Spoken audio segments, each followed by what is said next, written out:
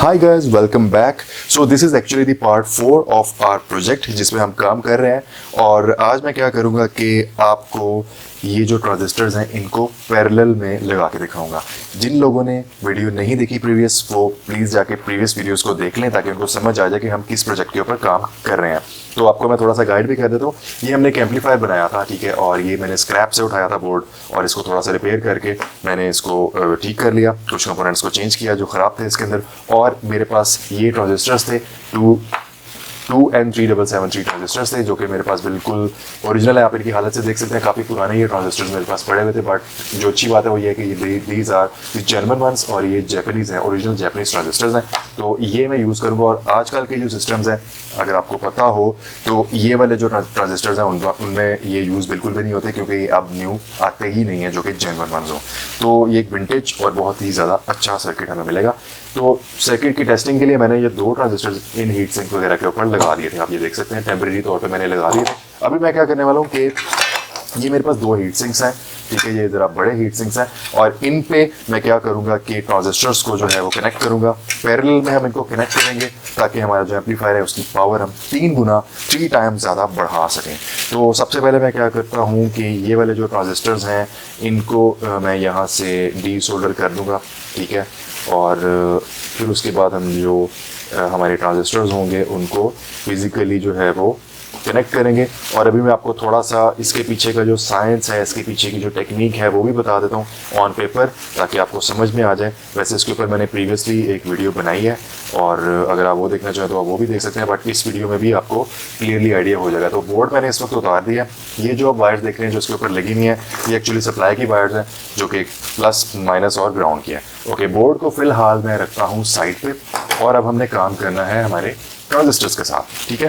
तो अभी फिलहाल मैं क्या करने वाला हूँ कि जितनी भी इसके ऊपर ये जो दो ट्रांजिस्टर्स हैं, तारें वगैरह लगी हुई हैं, रजिस्टर वगैरह लगे हुआ है, ये मैं उतार दूंगा और बिल्कुल ज़ीरो से आपको समझाऊंगा कि किस तरह से जो है हम इनको पैरेलल में कनेक्ट कर सकते हैं पावर को इंक्रीज़ करने के लिए। फिलहाल मैं इनको रखता हूँ साइड पे, और अब आपको मैं पेपर पर समझा देता हूँ कि किस तरह से हम इसकी जो पावर है वो इंक्रीज़ कर सकते हैं।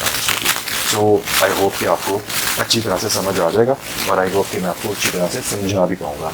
ओके गाइस, तो लेट सपोज ये मेरे पास ट्रांजिस्टर्स हैं, ठीक है, 1 2 3 एंड 4 ट्रांजिस्टर्स। अब ये जो मैं आपको फार्मूला बताने वाला हूँ, टेक्निक बताने वाला हूँ, बहुत ही ज़्यादा सिंपल है, बट स्टिल आपको मैं जो है वो समझा दूँ। अगर आप फर्स्ट टाइम ये करने वाले हैं तो आपने किस तरह से ये करना होता है।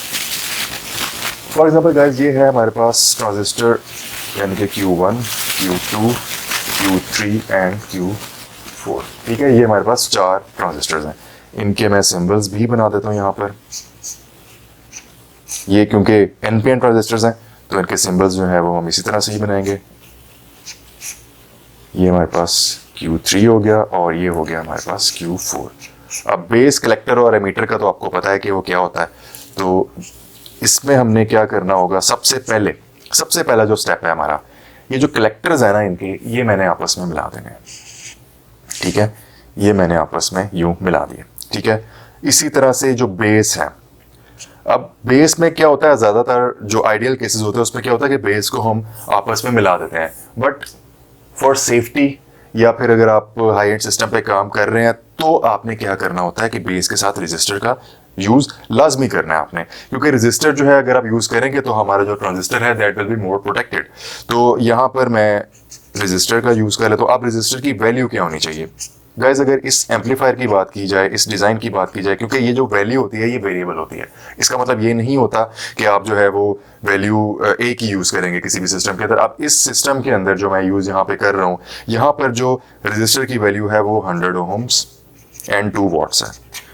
आपने एक बात का ख्याल ये रखना है कि जो आप वैल्यू यहाँ पर यूज़ करेंगे, जो कि आपके डिज़ाइन के अंदर वैल्यू स्पेसिफाइड है, आपने हर जगह पर वही यूज़ करनी है, 100 ओहम्स एंड 2 वॉट्स, ठीक है। आपने हर जगह पे इसी को ही यूज़ करना, वैल्यू आपने चेंज नहीं करनी इसकी, ठीक है, क्योंकि आप ये सेम उसमें लगा रहे हैं, क्योंकि ये एक यूनिट बना रहे हैं ना आप एक्चुअली। तो ट्रांजिस्टर्स को आपस में जो है वो कनेक्ट करके इस तरह से एक यूनिट बना रहे हैं, एक पावर यूनिट बना रहे हैं, ठीक है। तो आपके ये जो रजिस्टर्स हैं ये आपके सेम वैल्यू के होने चाहिए। अब आपने जो बेस है उसको आपस में मिला देना है। अभी आपको मैं प्रैक्टिकली भी करके दिखाऊंगा ताकि आपको प्रॉपरली जो है वो समझ आ जाए कि किस तरह से हम ये काम कर रहे हैं।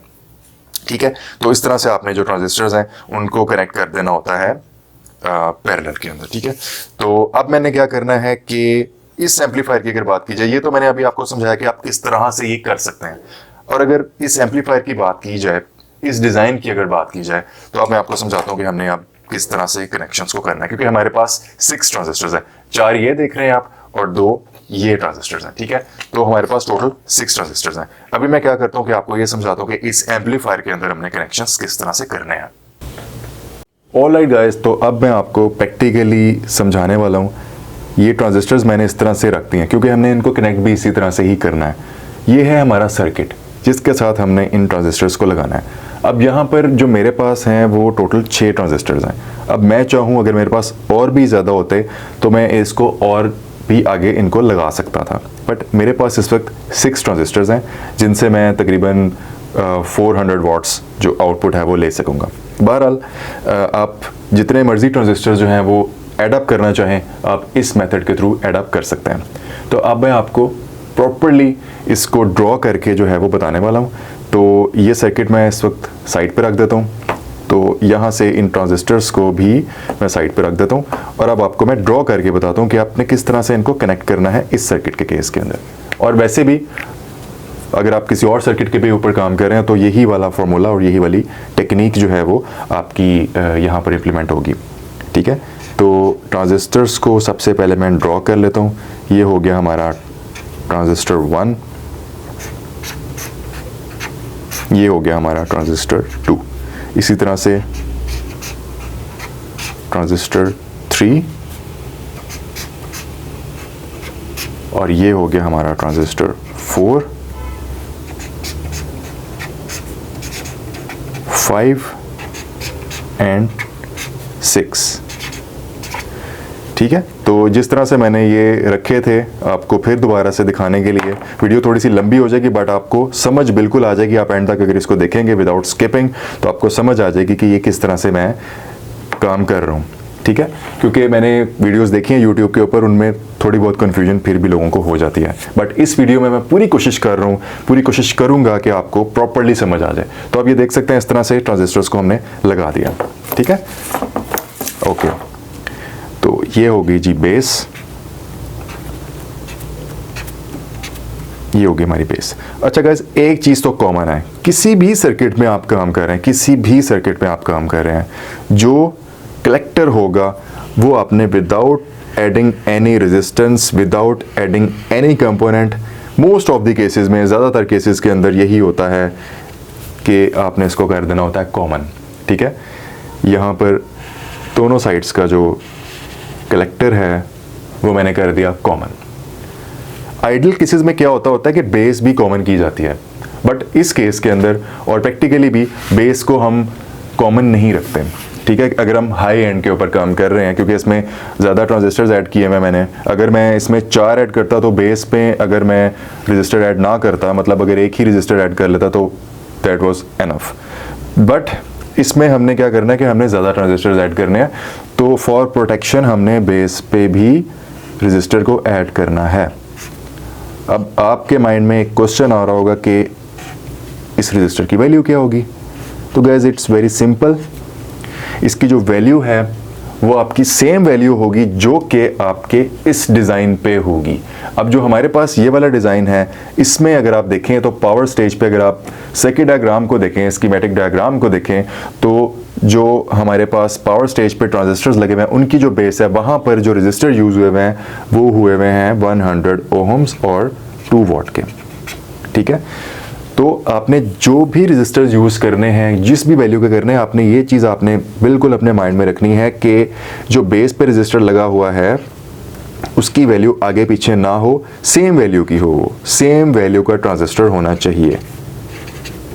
क्योंकि आपने ये माइंड में रखना है कि ये हम एक ही यूनिट बना रहे हैं, मतलब कि अगर ये ऊपर वाले सेक्शन की बात की जाए तो हम एक ही यूनिट बना रहे हैं, मींस कि एक ही बड़ा हम ट्रांजिस्टर बना रहे हैं, छोटे छोटे ट्रांजिस्टर्स को मिला के उसकी पावर को इंक्रीज करने के लिए आपने अपने माइंड में ये चीज़ रखनी है।